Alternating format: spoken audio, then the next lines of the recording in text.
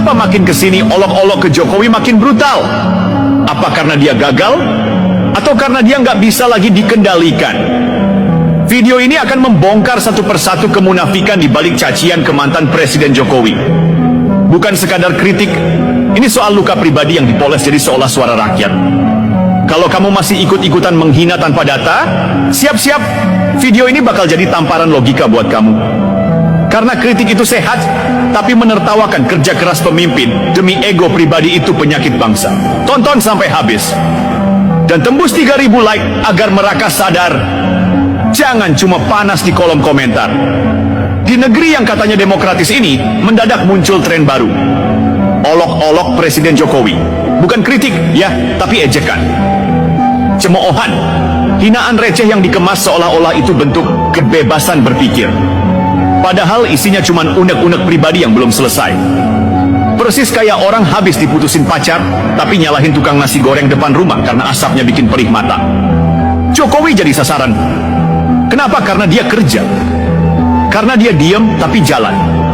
Karena dia nggak ikut konser opini tapi bangun jalan beneran dari Aceh sampai Papua. Dan ini yang bikin sebagian orang yang dulunya merasa penting, merasa didengar, merasa punya akses ke istana, merasa tergeser. Mereka kecewa. Tapi sayangnya, kecewanya disalurkan bukan dengan refleksi diri, tapi dengan fitnah yang dibungkus satir, murahan. Dan yang lebih memprihatinkan, ejekan itu sekarang dirayakan. Dijadikan konten, dijadikan komoditas. Seolah-olah makin keras menghina Jokowi, makin cerdaslah dia. Padahal yang terjadi justru sebaliknya. Makin keras mereka berteriak, makin kelihatan betapa kosongnya substansi yang mereka bawa. Coba kita jujur, apa yang sebenarnya mereka ributkan?